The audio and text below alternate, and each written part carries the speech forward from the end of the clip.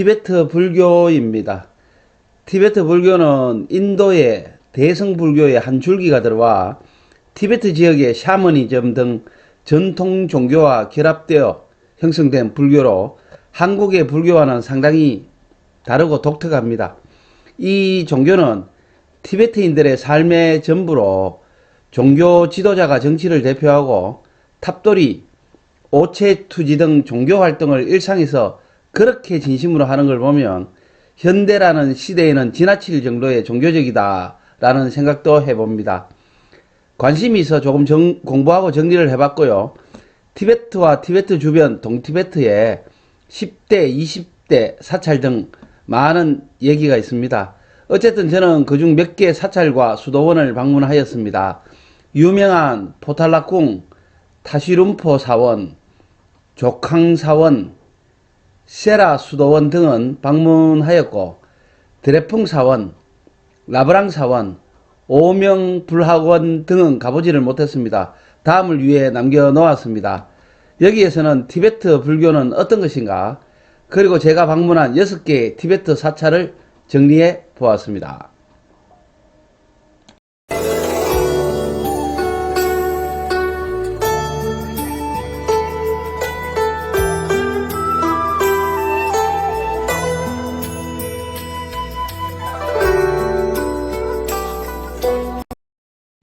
티베트 불교.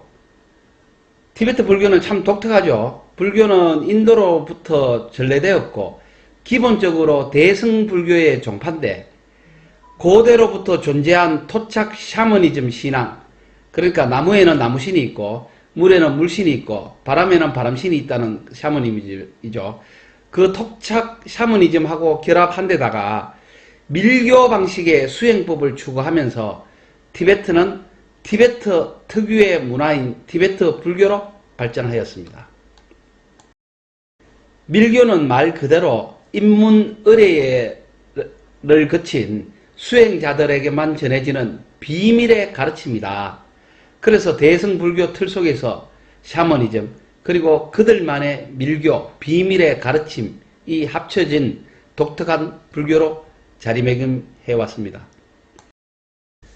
이 불교가 속칭 라마교로 더 잘 알려져 있는데 티베트 불교를 떠나서는 티베트의 역사, 문화, 사회 현상 등에 대해 설명을 할 수 없을 정도로 티베트 민족의 내면 사상에 큰 영향을 끼쳤죠. 티베트의 불교의 도입 과정에서 산스크리트어의 경전을 올바르게 번역할 수 있도록 티베트 문자가 그때 새로 만들어졌는데 7세기에는 국교의 자리를 차지했습니다. 티베트 불교의 발전 역사를 보면 많은 부침을 겪어왔는데 7세기 통일된 토번 왕국을 세운 송첸간보는 정치적인 화합 목적으로 네팔의 브리무리 공주와 중국 당나라의 문성 공주와 선후로 혼인하였고 두 공주의 영향에 의해서 인도로부터 현자를 모셔와서 대량의 불교 경전을 번역하고 라사의 조캉사원과 라모체 신전 등을 축조를 하면서 티베트 불교의 첫 번영기가 시작이 되었습니다. 그러다 9세기에 대규모 불교 탄압운동을 벌임으로써 위기를 맞게 되었고 10세기 이후에 다시 부흥기를 맞이하였습니다. 그러나 성적인 것을 숭배하고 사찰이 불을 독점하고 부패하는 등의 문제점이 나타나자 15세기 초에 총카바가 급진적인 종교 개혁을 하여 오늘날 티베트 불교계에서 가장 영향력을 가진 겔룩파를 창립하였으며 겔룩파 수장 5대 달라이 라마 시기에 신정정치, 즉 종교 지도자가 정치를 겸하게 되면서 겔룩파의 통치가 정식으로 시작이 되었습니다. 과거 재물을 교회가 득점하고 면죄부를 팔던 유럽의 가톨릭 부패와 유사하다 하겠습니다. 가장 잘 알려진 종교 지도자는 겔룩파의 수장인 달라이 라마죠. 티베트 불교에는 크게 겔룩파, 닉마파, 샤카파, 깎귀파 등 이렇게 4개의 종파가 구성이 되어 있습니다. 각각의 종파는 서로 다른 교리들을 가지고 있고 또한 각각 다른 최고 지도자를 두고 있습니다. 얼마 전에 서양에서는 달라이 라마의 책이 베스트셀러에 오르고 티베트 불교를 주제로 한 영화도 나오는 등 티베트 불교가 많은 사람들의 주목을 받고 이를 선봉하는 사람도 많습니다.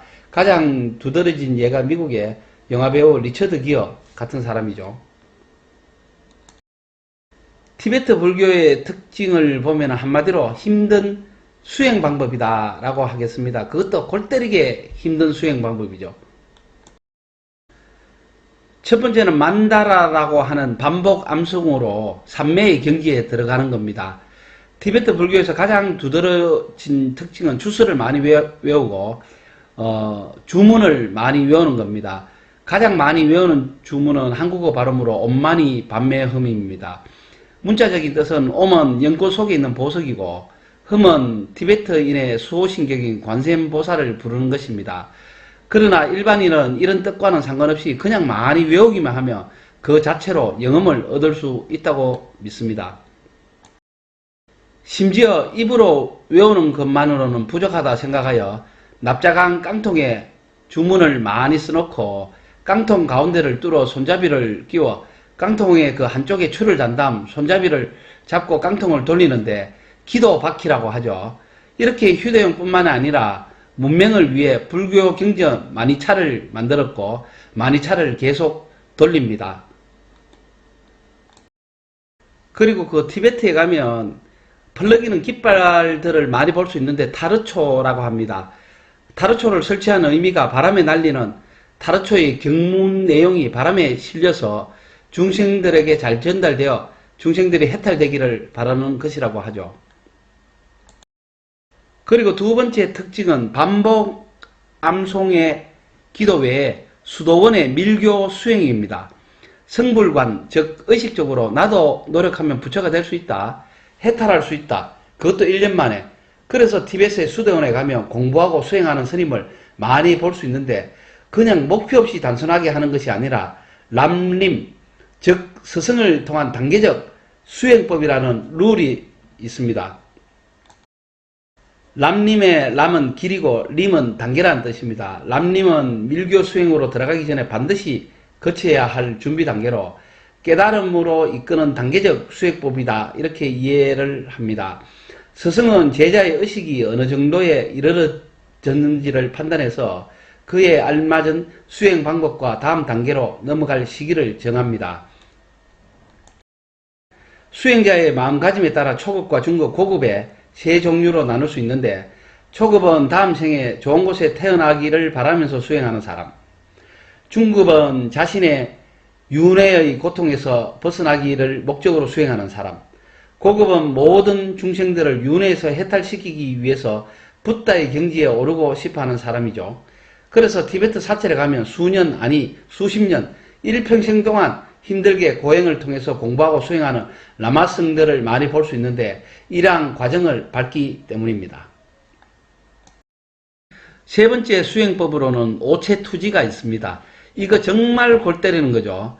부처님께 온전히 나를 맡긴다는 의미를 갖는 인사의 방법입니다.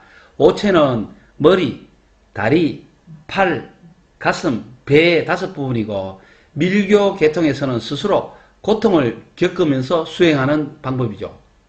땅에 엎드릴 때는 과거의 잘못을 모두 참여하고 일었을 때는 부처님의 말씀과 행동과 생각, 그리고 이런 모든 것이 나를 가득 채운다고 상상을 합니다. 도로에서 1년, 2년을 그렇게 장기간 오체투지를 하는 모습을 보면 실제 가슴이 아픕니다. 네 번째 티베트 불교의 특징을 보면 윤회설과 활불제도라고 생각합니다.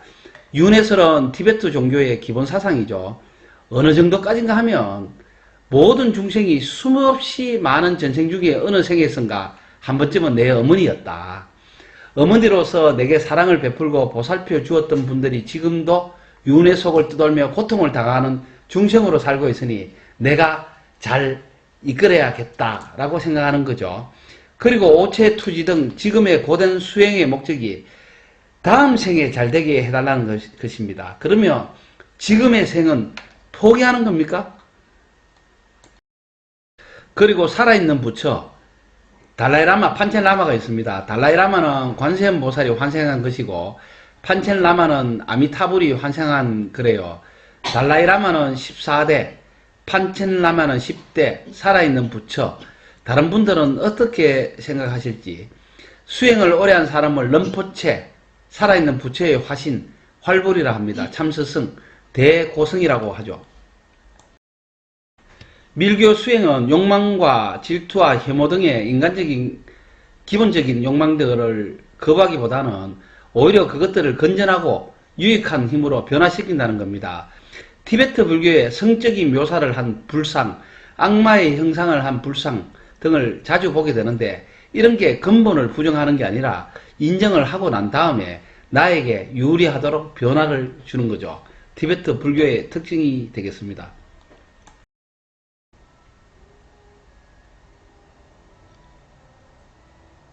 오늘은 라사 시내에서 오전에는 포탈라궁, 오후에는 문화 체험을 하였습니다. 오늘은 먼저 이번 여행의 팀원 토토님의 영상을 올립니다. 포탈라궁은 티베트 여행의 핵심이죠. 자, 포탈라궁으로 갑니다. 티베트 자치구 라싸 북서쪽 붉은 언덕에 서 있는 포탈라궁은 7세기 송첸 간보가 토번국을 건설하면서 지어졌는데 1994년에 유네스코의 세계문화유산에 등록되었습니다. 라싸의 수도를 만들면서 건설하였는데 당나라의 원성 공주의 요청에 따라 지었다는 설도 있습니다. 그렇게 3세기를 보낸 후 토번 왕조의 멸망과 함께 파괴되었습니다. 이후 본격적인 건설은 티베트의 정치와 종교의 권력을 모두 잡은 5대 달라이 라마가 본격 추진하여 17세기 중반에 완공되었어요.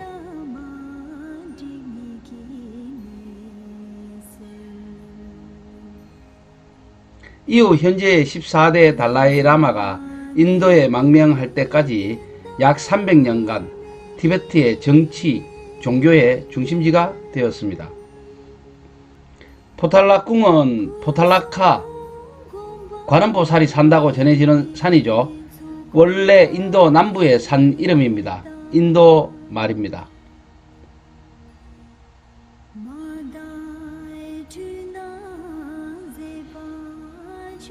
포탈라궁은 라싸의 상징이기도 하고 시내 어디에서도 보이는데 규모는 높이 115m 산을 포함해서 동서 360m, 남북 300m, 총 면적 41제곱킬로미터, 13층 규모로 궁 안에는 1000여 개의 방이 있습니다. 처음 가는 사람은 길을 잃어버릴 정도로 미로처럼 복잡하죠.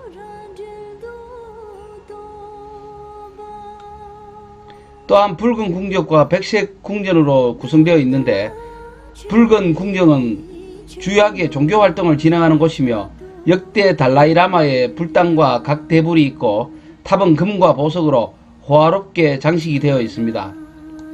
그중 가장 큰 것은 5대의 것으로 높이 14m, 사용된 금의 무게가 3700kg에 달한다고 합니다. 백색 궁전에는 달라이 라마께서 종교 활동을 진행하고 있는 장소와 달라이 라마의 침실궁이 있습니다. 달라이 라마의 사택이죠. 문화체험을 하였습니다. 장족의 문화를 개성 발전시키기 위한 기술학교를 방문하였습니다. 생각지도 못하게 정말 소중한 참관 기회가 된 것 같습니다. 각종 청동 불상을 만들고 있습니다.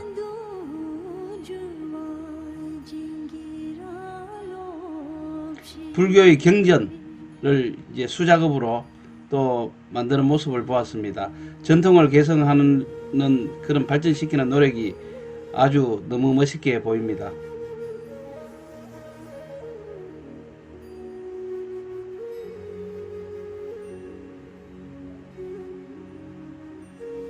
탕카라고 벽화입니다.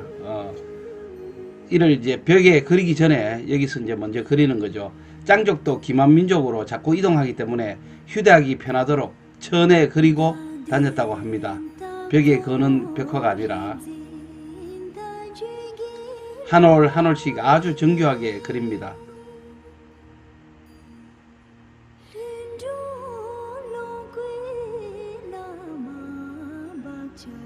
이렇게 이제 수개월을 그린다고 합니다.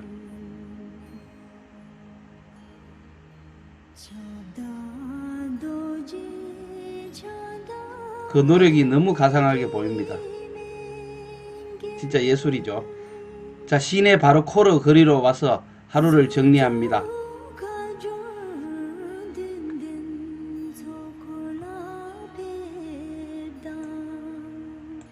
오체 투지를 하는 모습들을 이제 흔히 볼 수 있습니다. 바르코르 거리입니다. 조캉사원 바로 옆에 있죠. 여기 이제 티베트 불교 문화의 가장 핵심이 되겠습니다. 저도 오체 투지 한번 해봤습니다.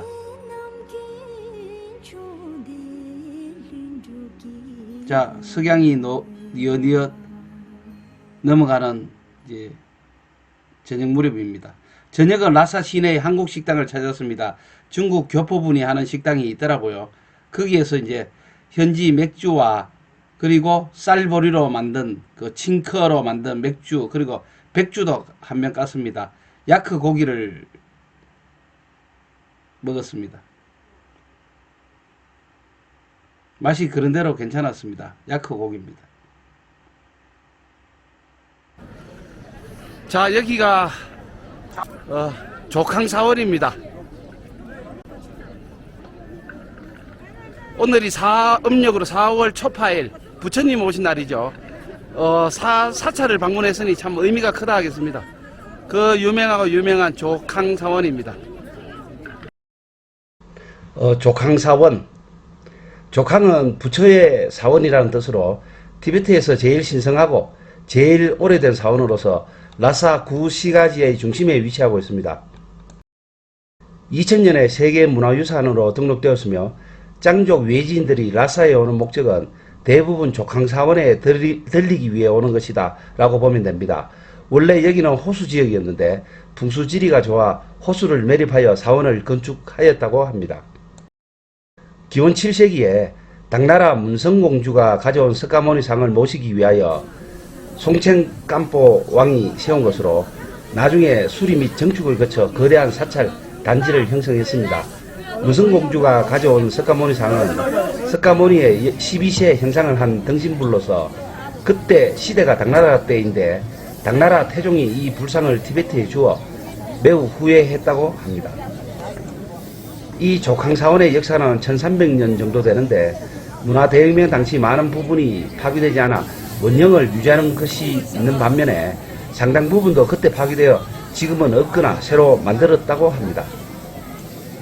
현재까지 1300년 역사를 이어오는 대표적인 유물은 문성공주가 가져왔다는 12세 석가모니 등신불, 향나무로 만든 8개의 기둥, 그리고 벽화, 8개의 벽장식물, 일부 탕화라면 벽화를 휴대하도록 만든 그림이죠. 등입니다. 조캉사원 내부의 제일 신성한 곳은 12세 나이의 몸을 가진 석가모니 상이고 조캉사원 정문 앞에 2개의 석비가 있습니다. 사찰은 외부 건물, 내부 건물과 3층으로 구성이 되어 있는데 내부 건물은 사진 촬영이 불가합니다. 매우 아쉽습니다. 비밀이 간직되어야 사람들이 더 찾아오는 걸까요? 중국이 점령한 후 1950년대죠. 이 사원을 대주우리로 사용한 역사가 있습니다. 짱족들의 길을 확실히 꺾을 목적이었겠죠. 사원의 관람 포인트를 보면 첫째는 사원의 역사입니다. 그리고 두 번째는 1300년 역사를 가진 내부 사원의 그 유적이 되겠습니다. 그리고 셋째는 오체투지 등 기도하는 사람들의 모습을 볼 수가 있습니다. 정말 진심 어리고 처절하다라고 얘기를 해야 하는가요?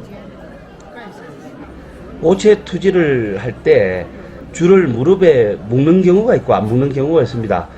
제가 물어보니 절을 안정적으로 하기 위해서 줄을 무릎에 많이 묶고 한다고 하네요. 여기도 마찬가지로 사찰 앞에 그 4대 천왕이 있습니다. 피파, 창, 탑 같은 것을 이제 들고 있죠. 도교의 경우는 문을 지키는 4대 천왕인데 불교는 세상 전체를 이제 수호하는 그런 의미를 담고 있습니다.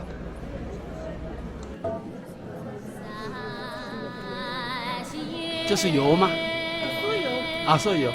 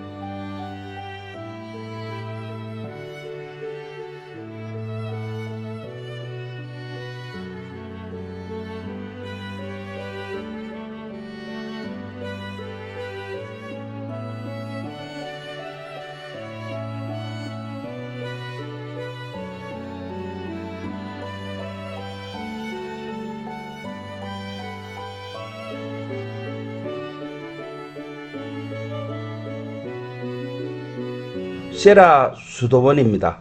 라사 시내에서 북으로 8km 정도 떨어진 곳에 위치한 세라 사원은 종카파의 유명한 두 명의 제자 중에 한 명인 샤카 예쉐가 1416년에 세운 것으로 티베트에서 두 번째로 큰 사원입니다. 겔룩 종파의 6대 사찰 중 하나로 겔룩 종파의 6대 사찰은 티베트에 4개, 칭하에 1개, 깐수에 1개가 있습니다. 여기는 일반적인 절 사찰이 아니라 학습을 하고 공부를 하는 수도원입니다. 이 사찰을 세운 사람은 1419년 자금성에 가서 당시 명나라 3대 황제 영락제의 병을 고치고 대사라는 칭호를 받은 역사가 있습니다. 당초 종카파를 초청하였는데 세라 사원 주지를 보냈죠. 그는 이전에 간덴 수도원과 드레풍 수도원을 지었기 때문에 사람들은 새 사원을 라사의 3대 수도원이라고 불렀습니다. 근처에 세라스, 티베트어로 신대추 숲을 의미합니다. 그래서 세라스가 많기 때문에 일반적으로 세라 수도원으로 알려져 있습니다. 전석기 때는 한 1만 명에 달하는 성녀들이 이곳에서 수도를 했다고 합니다. 지금은 400명 정도 있습니다. 이 사원이 유명한 것은 첫째로 성녀들의 문답식 수업 때문입니다. 중국말로 변경이라 하는데 변자는 변론하다 할 때 그 변자를 쓰죠. 변경장에서 매일 오후 3시 반에 변경이 진행이 됩니다. 2명씩 한 조로 나누어 서 있는 성녀가 질문을 하고 앉은 성녀가 대답을 하는 방식입니다. 지혜를 겨루는 거죠. 서 있는 사람이 문제를 내고 앉아 있는 사람을 대답을 하는데 손뼉을 치면서 그렇게 진행을 합니다. 수준별로 나눕니다. 초등학교, 중학교, 고등학교, 대학교 등으로 나누어 진행을 하고요. 매일 문제와 주제가 다른데 불교뿐만 아니라 의학, 수학, 전문학 등 모든 학문을 망라한다고 합니다. 문어체를 사용하여 대답하기 때문에 한족 중국인들도 전혀 알아듣지 못합니다. 두 번째는 세라 사원에는 약 10,000개의 불상과 벽화, 탕가, 기도 깃발 등이 있습니다. 주요한 유물로는 관음보살이 변신한 불로상이고 명나라 황제가 선물한 책, 불상, 공예품도 있습니다. 1409년에 사카예스가에게 선물한 티베트 불교, 불경, 단주르라고 하는데 티베트어와 중국어의 텍스트 세트입니다. 그것은 티베트어로 쓰여진 불교 경전의 세계 최초 버전이고 티베트 불교와 번역학 분야 모두에서 특별한 가치가 있습니다. 그리고 금점토, 금접, 금으로 만든 거죠. 그리고 광물질을 더해서 수작업을 통해서 정교하게 만들어진 탕가가 유명합니다. 세 번째는 웅장한 모습입니다. 세라 사원은 산 위에 지어진 웅장한 사원으로 수도원의 면적은 약 11.5평방미터고 건물은 집회를 하는 본당과 함께 3개의 집회를 하는 주요 건물이 있습니다. 그리고 수십 개의 성녀 그룹으로 구성된 수도원 마을이 산지에 있습니다. 건설할 때 처음부터 계획한 것은 아니지만 외관 색상이 같고 본관이 높기 때문에 본관을 중심으로 조화가 잘 되어 있고 사원 전체 질서가 정연하게 그렇게 보입니다.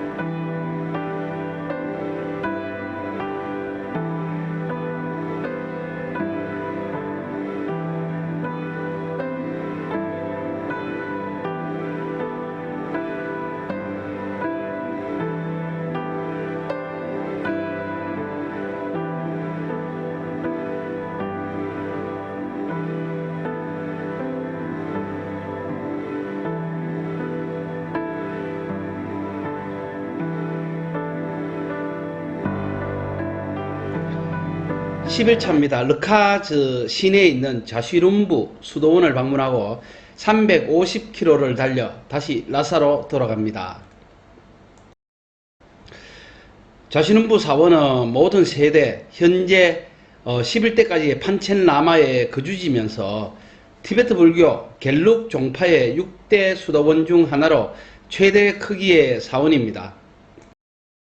6대 수도원은 라사의 3대 사원인 간덴 사원, 세라 사원, 드레펑 사원과 함께 4대 사원으로 불리며 거기에 칭하이 성의 쿰붐 사원, 타을스라 하죠. 그리고 깐수 성의 라브랑 사원과 함께 6대 사원으로 불립니다. 이 사원은 르카즈와 티베트 불교를 대표하는 사원으로 사원 전체가 매우 웅장합니다. 길상수미사라고도 표기합니다. 판첸 라마가 거주하는 판첸 라마의 사찰로 성스러운 사원이라는 뜻입니다. 판첸 라마의 포탈라궁이다 이렇게 생각하시면 되겠습니다. 1447년 명나라 때 쫑카바의 제자 근돈주 초대 달라이 라마죠. 근돈주에 의해 건축되었고 후에 4대 판첸 라마 시절에 크게 확장되었습니다. 4세 이후에 판첸 라마는 이곳에서 정치와 종교 활동의 중심지로 삼았고요. 이 도시의 거리 서쪽에 있는 니세리산의 사너리에 지어져 50개 이상의 경당 200개가 넘는 객방을 가지고 있습니다. 전성기 때에는 성녀의 수가 무려 5,000명에 달했고요. 현재는 1,000여 명의 성녀가 머물고 있습니다. 문화 대혁명을 거치며 홍위병들이 이곳을 무자비하게 파괴해서 원래 건물의 3분의 1도 남지 않았대요. 다행스럽게도 이곳은 티베트의 다른 사원들처럼 아예 턱까지 완전히 파괴되지는 않았는데 이는 지역의 질서와 치안 유지를 위해서라도 티베트의 영적 지도자였던 판첸 라마의 궁전을 보존할 필요가 조금은 있었기 때문이다 라고 하네요.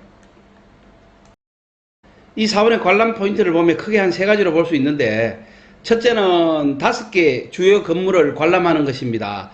금동 미륵불상이 있는 미륵불전, 4대 판첸 라마의 사리탑, 영혼탑이죠. 10대 판첸 라마의 영혼탑, 그리고 5에서 9대까지 같이 모셔놓은 판첸 라마의 합장 영혼탑, 그리고 대웅보전입니다. 둘째는 사원과 성녀들의 수행 생활에 대해 이해하는 것으로 사원에는 55개의 학원과 1,000여 명의 성녀들이 공부하고 수행하고 있으며 대부분 짱족으로 구성된 신도들의 예불과 탑돌이가 매일 이루어집니다. 셋째는 티베트 불교 문화를 기반으로 하는 2개의 살아있는 부처 시스템, 달라이 라마와 판첸 라마의 스토리가 가득한 사원인데 이를 이해하는 것이죠. 먼저 5개의 주요 건축물을 보겠습니다. 안에는 사진을 찍지 못합니다. 그러나 돈을 내면 찍을 수 있는데 한국 돈 20만원에서 한 30만원 정도 하는 비교적 큰 돈입니다. 자본주의보다 더 자본주의라 하겠습니다. 5개 주요 건축물 중 첫 번째는 미륵불전에 들어오면은 9대, 10대, 11대 판첸 라마의 사진이 크게 걸려 있습니다. 9대부터는 사진 기술이 나와서 사진이 있고 그 전에는 없기 때문에 1에서 8대는 사진이 없습니다. 가장 웅장하고 위대한 건축은 높이 30m의 제9대 판첸 라마 추키니마에 의해서 1914년 그러니까 100년 전에 높이 26m의 미륵보살의 동제 좌상을 건립한 것입니다. 관안, 흉, 요, 다리 5층 구조로 안에는 좌상이 공양되어 있다 하네요. 먼저 불상을 만들고 그 다음에 절을 건립했다고 합니다. 서로 4개의 동물이 이 미륵상은 굉장히 호화로운데 6,700톤의 금과 21만 kg의 순도 높은 동으로 만들어졌으며 크고 작은 다양한 1,400개 남짓의 다이아몬드, 진주, 호박, 그 외의 보석이 아로 새겨져 있습니다. 연화대 5개를 크게 만들어 놓고 여러 가지를 공양하는 단이 있는데 우리나라와 같이 대학 입시를 기원하기 위해 펜을 꽂아 놓은 공양대도 있습니다. 두 번째 건축물은 10대 판첸 라마의 영혼탑입니다. 사리탑이죠. 다른 판첸 라마는 은으로 만들었는데 10대는 유일하게 황금으로 만들었습니다. 판첸 라마 스토리를 담은 화려한 벽화가 있고 1000개의 눈, 손, 다리를 가진 불상 벽화도 있으며 몇천 개의 작은 불상 벽화는 자세가 다 달라서 장관을 이룹니다. 성녀가 앉아있고 몇 위안의 공양을 하면 천주교의 성수처럼 물을 머리에 발라주기도 합니다. 저도 한번 발랐습니다. 역시 9에서 11대 판첸라마의 사진을 걸어놨어요. 세 번째는 4세 판첸라마의 영혼탑입니다. 훼손되지 않아 400년 역사를 가진 탑으로 비교적 완전한 탑입니다. 보석이 많고 은으로 만들었죠. 엄청난 벽화가 있고 무량수불 3개가 위치해 있어요. 사파이어, 루비로 장식했는데 불을 끄면 빛이 난다고 합니다. 역시 9에서 11대 판첸라마의 사진을 걸어놨습니다. 판첸라마의 육신을 모신 영혼탑입니다. 네 번째는 5대, 6대, 7대, 8대, 9대 5명의 합장 영혼탑입니다. 문혁 때, 문화대혁명 때 완전히 파괴되었다가 수리하였습니다. 5명, 5명을 같이 모셔놨는데 모두 육신을 모셨어요. 문혁 때 육신도 파괴되어 이를 수습하면서 완전한 육신이 아니라 한 명 한 명의 팔, 다리, 몸체의 일부를 모두 합장을 했습니다. 합쳤습니다. 9대 판첸라마의 상을 만들어 놓았고 수많은 불상을 그린 벽화가 있으며 천장 벽화가 화려합니다. 밖에는 4대 천왕의 그림이 있습니다. 그러면 판첸라마는 총 1대에서 11대까지이고 여기를 크게 확대하고 거점으로 만든 4대에서 10대까지 영혼탑이 여기에 있고 11대는 생존해 있으니 1대에서 3대는 어디에 있을까요? 1대는 간단사에 있고 2에서 3대는 다른 곳에 있습니다. 참고로 달라이라마는 총 14대인데 1대는 여기를 만들어서 이곳 절 좌시룸포에 있고 2에서 4대는 쩌벙사에 있습니다. 포탈라궁을 크게 확장하고 신정일치를 이룬 5대부터 13대는 포탈라궁에 있습니다. 14대는 인도로 망명하여 지금 생존해 있죠. 여기는 판자 어떻게 나오고. 다섯 번째 주요 건축물은 대웅보전입니다. 성녀들이 공부하는 곳입니다. 600년의 역사를 가지고 있고요. 이 사찰을 만들 때부터 있었죠. 판첸라마의 의자, 강의대가 있습니다. 가톨릭 바티칸의 교황과 주교의 의자와 유사하다 하겠습니다. 2,000명이 동시에 경전을 읽을 수 있는 큰 규모입니다. 석가모니와 2개의 원수보살이 있고 1에서 10대 달라이라마의 그림과 사진이 있고 8개의 보살상도 크게 만들어 놨습니다. 사원의 전체적인 전경입니다. 산 아래 보이는 건물들이 사원의 부속 건물들이라고 하며 사원은 담 길이가 3,000m에 달하고 55개의 학원과 3,000여 칸의 방을 가진 거대한 수도원 사찰로 하나의 마을처럼 보입니다. 경내에 탑돌이를 위해 많은 사람들이 몰려들고 있고 산위에는 별도의 탑돌이를 하는 코스가 있으며 오체 투지를 하는 사람들도 눈에 띕니다. 사원의 골목골목을 누비고 다니는 수많은 스님들 때문에 티베트에서 가장 사원답다라는 느낌이 드는 곳입니다. 저도 그렇게 생각을 합니다. 티베트 사람들은 현금으로 예물을 드리기도 하지만 봉지에 야크 저주로 만든 버터를 들고 와서 공양하기 위해 하나씩 이렇게 방문을 합니다. 그리고 달라이라마와 판첸라마입니다. 쉽게 말해서 달라이라마가 서열이 1위, 판첸라마가 서열이 2위죠. 좌시룸부 사원은 2인자인 판첸라마의 정치 종교 활동의 중심지입니다. 하지만 서열 1위 달라이라마와 2위 판첸라마의 세속적 권력의 차이가 매우 크기 때문에 달라이가 티베트 전체를 다스리면서 판첸은 그 아래 르카즈 지역 정도를 요즘의 지방자치제 같이 다스렸을 뿐이죠. 티베트에서는 달라이라마는 관세음보살의 화신으로 판첸라마는 아미타메라 화신으로 믿고 있습니다. 달라이라마와 판첸라마는 서로 먼저 태어난 사람이 스승이 되어 가르침을 전하는 전통이 있는데 현재 제14대 달라이라마가 인도로 망명한 후에 중국이 내세운 판첸라마가 11대 판첸 이곳의 주지로 머물고 있습니다. 베이징으로 왔다 갔다 하죠. 좌시룸부 사원은 정치화된 곳으로 현지 사람들은 판첸라마를 별로 안 좋아한다고 하네요. 티베트 독립을 위한 계획을 주도하던 달라이라마 13세와 세금 문제로 대결한 적이 있고 티베트 독립에 대한 생각이 달랐던 것도 판첸라마와 좌시룸부 사원으로 많은 부분에서 의견이 다르고 대립을 해왔다고 합니다. 이제 사원은 그저 하나의 관광지로 남아 있습니다. 끝없이 윤회하는 세월에 100년은 아무것도 아닙니다. 또 100년 후에 어떤 세상이 펼쳐질 것인지 세계와 티베트의 운명은, 그리고 우리나라는 사원을 방문하면서 나 자신을 돌아보고 겸허해지는 그런 시간이 된 것 같습니다.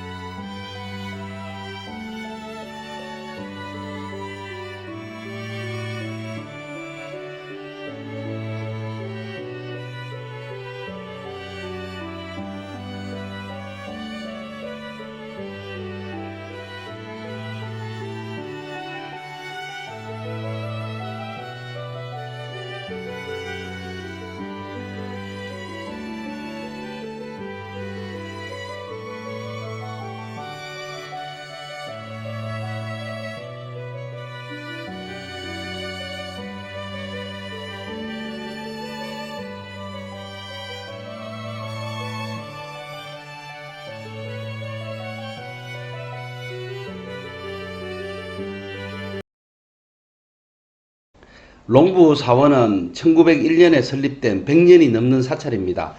한자를 직역하면 롱부, 융포라는 뜻이고 면사를 사용한 직물이라는 얘기입니다. 사원 이름을 이렇게 지은 이유는 모르겠네요. 롱부사가 유명한 이유는 첫째, 세계에서 가장 높은 곳에 있는 티베트 불교 사찰 수도원입니다. 두 번째는 남자만 수행하는 티베트 불교의 주류인 겔룩파의 사찰이 아니라 역사가 100년이 넘고 남녀가 같이 수행하는 닉마파의 사찰이라는 점입니다. 롱부사는 해발 5200m의 에베레스트 베이스 캠프 바로 옆에 있습니다. 그래서 여기도 해발 5200m죠. 롱북산은 에베레스트 산 정상에서 약 20km 떨어져 있습니다. 아주 가까운 거리입니다. 사원 전체가 산 위에 지어졌으며 총 5층으로 현재 2층만 사용 중입니다. 많은 전문가들은 사원의 위치가 에베레스트 산을 볼 수 있는 최고의 장소라고 생각합니다. 사원에서는 세계에서 가장 높은 에베레스트 산뿐만 아니라 8,000m가 넘는 14좌 중에서 네 번째로 높은 로체산, 다섯 번째로 높은 마칼루, 여섯 번째 초오유산, 14번째 시사팡마산이 보입니다.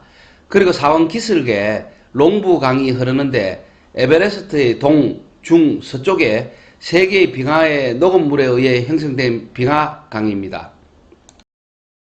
이 사찰로 가는 길이 매우 먼데 라사에서 에베레스트까지 700km입니다. 중간에 르카즈라는 도시가 있는데 판첸라마의 도시죠. 라사에서 중간에 르카즈까지 350km, 르카즈에서 에베레스트까지 350km, 도합 700km입니다. 가는 도중에 수많은 타르초가 펄럭이는 가처라 설상 고개를 지나기도 합니다. 해발이 5000m가 넘습니다. 이 사찰은 승려와 수녀가 사는 티베트 불교의 닉마파 학교의 수도원입니다. 티베트 불교는 4개 파가 존재합니다. 닉마파, 가쥐파, 겔룩파 등. 겔룩파는 가장 늦게 생긴 파로 티베트 불교의 주류인데 달라이라마, 판첸라마 제도를 운영하고 남녀의 수행을 엄격히 구분하고 있는 반면에 닉마파는 가장 먼저 생긴 파로 남녀가 같이 수행하는 문화를 가지고 있는 게 특징입니다.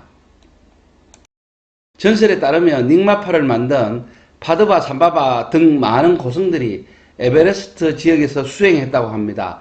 승려와 수녀가 금욕적으로 수행하는 신성한 사찰이라고도 소문이 나 있다 하네요.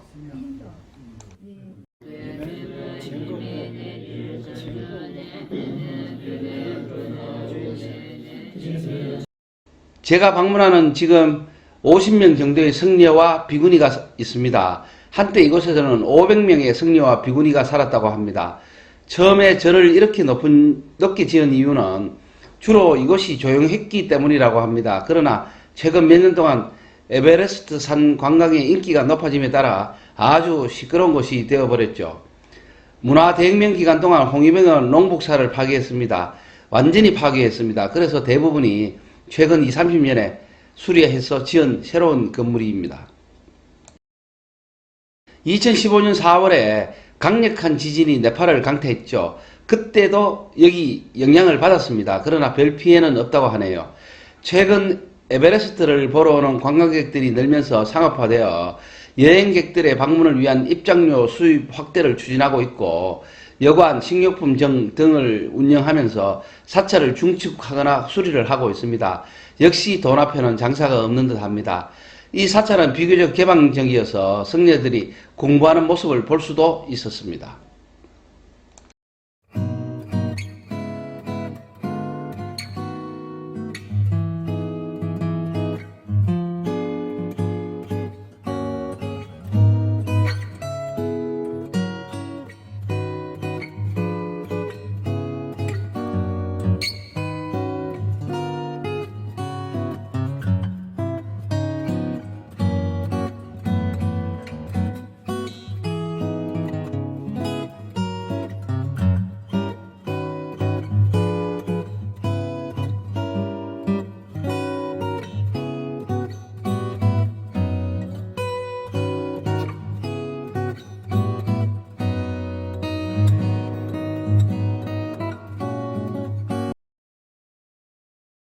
백거사입니다.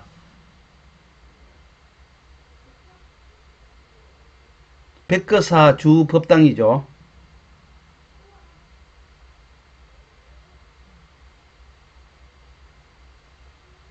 참배객이 와서 참배를 하고 있습니다. 여기가 백거사 10만 불탑입니다. 10만 개의 불상이 있습니다. 1418년에 세워진 라마사원으로 티베트에서 세 번째로 큰 도시인 시가체에 있습니다. 시 중심 지역에 위치하고 15세기에 창건됐고 그 이후로 꾸준히 정축이 되었죠. 각 교파들이 서로 일정 기간을 모두 점령했었기 때문에 백거사의 건축 양식은 각 파 양식이 혼합된 황, 백, 홍교파의 예술 특색이 종합되어 있습니다. 사찰 내의 주요 포인트는 대전당과 백거탑이고 모두 참관이 가능합니다. 그러나 사진은 찍지 못합니다. 참 많이 아쉽네요. 대전당은 중앙에 석가모니 불상이 놓여져 있는데 28,000건이 넘는 황동을 사용했으며 그 위에 다시 도금을 입혔는데 매우 화려합니다. 오존 불상이 있는데 진흙으로 만들고 채색을 입혔습니다. 매우 유명하다고 합니다. 대표 불상이죠. 그리고 과거, 현재, 미래를 모셔놓은 삼세불이 있고 8개의 큰 보살상을 좌우로 배치해 놓았습니다. 사진을 찍지 못해 제가 직접 보고 기억에 의존한 내용입니다. 그리고 몇 칸의 작은 불전에는 천수관음상과 판첸남마의 좌상을 모두 나무로 만들어 배치해 놓았습니다. 그리고 하나 더 유명한 것은 바닥에 벽화를 그리는 것인데 고성들이 모래를 사용하여 오랜 기간 동안 정교하게 만들었습니다. 백거탑은 사리탑으로 전당 내의 불상이 10만 개가 넘는다고 해서 10만 탑이라고도 부르고요. 1414년에 짓기 시작해서 10년 만에 완성되었는데 탑이 곧 사찰이고 티베트의 탑 중 최고라고 할 수 있습니다. 탑중사라고 부르는데 즉 사원 안에 탑이 있고 탑 속에 사원이 있다라는 얘기입니다. 겉모습은 탑인데 안은 이제 사원이죠. 탑의 외관으로는 9층이지만 내부는 13층으로 되어 있습니다. 그리고 탑의 5층 이하는 사면 팔각이고 6층 이상은 원형이고 108개의 방이 있습니다. 1, 2층은 티베트, 그 위로는 다른 양식을 써서 혼용되고 있습니다. 여기도 이제 오체 투지를 하고 있습니다. 사원에서 이제 흔히 볼 수 있는 그런 모습들이죠. 티베트를 직접 여행하고 이를 바탕으로 만들어 본 티베트 불교와 6대 사원의 영상을 마칩니다. 감사합니다.